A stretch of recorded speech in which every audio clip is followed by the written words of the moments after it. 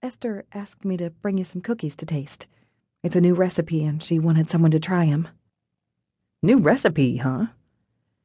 Danny was the first with his hand in the box, pulling out 2 of the fresh-baked goodies. Andrew followed suit and grabbed a couple of his own. They're delicious, he said around a mouthful of oats and chocolate chips. They're called cowboy cookies. It's an English recipe. Those cowboys sure know their cookies.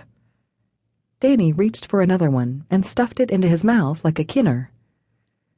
Off to the eye doctor. He plopped his hat onto his head and started for the door, backtracking one last time to snatch up another cookie. Then, with a grin and a wave, Danny sauntered out of the shop. I don't know. Do you think you liked him? Andrew turned to Caroline, only the twinkling in her hazel eyes giving away her jest. He shrugged, playing along. Hard to say for sure. At least there are a couple left for your uncle. I wouldn't count on it. Andrew snatched another cookie and smiled at Caroline. She laughed. I guess I need to make more. Consider it a compliment. I will. She set the box and the few remaining cookies on the desk and wiped her hands down her apron. For some reason, she seemed almost nervous. I suppose I should go on so you can get on your way. What? Oh, yeah. Say, Caroline, do you want to run out to the farm with me? She hesitated for only a fraction of a second. Yeah, that would be good. Let me make sure it's okay with Esther. They walked to the bakery together, the silence easy between them. Caroline opened the door and stuck her head inside. Esther? She called to the woman behind the counter. Is it all right if I go with Andrew to pick up some chairs? Esther glanced at the wall clock, then to the large oven timer. It should be fine. Emma will be up in about an hour. I should be back long before that. She looked at Andrew for confirmation. He nodded. Esther smiled. Go on. Have fun. The timer dinged, and she grabbed a potholder to pull the tray of goodies from the oven. Those aren't cowboy cookies, are they? Esther laughed.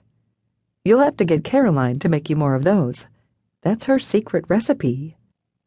Andrew returned the chuckle and cut his gaze toward Caroline. She blushed and pushed him out the door, no doubt eager to be away from Esther and her meddling matchmaking. I don't think I've ever traveled by tractor before. Caroline lifted her face to the wind, enjoying the sensation of the breeze on her skin. The strings of her prayer cup floated behind her, and she felt as if she were flying. Ever?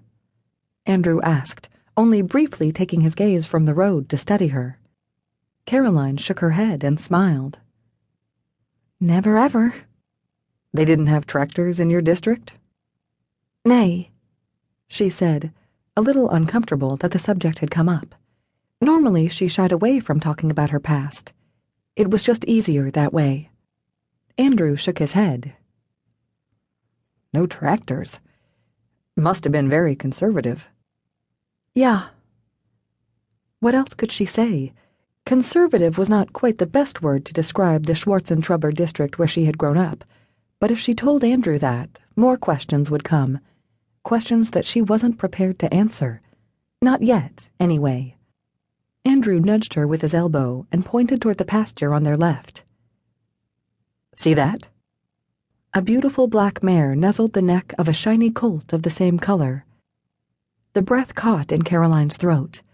What a wondrous sight, that magnificent horse and her offspring.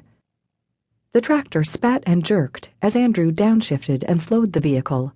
He turned the big green machine into the long dirt drive to the other side of the pasture. She's yours? The horse? He shook his head as he completed the turn and chugged the tractor up the winding drive. Nay. Uncle leases the land to several owners and breeders. Really? So you have horses here all the time? Yeah. Caroline sighed. She loved horses. Other than her family, she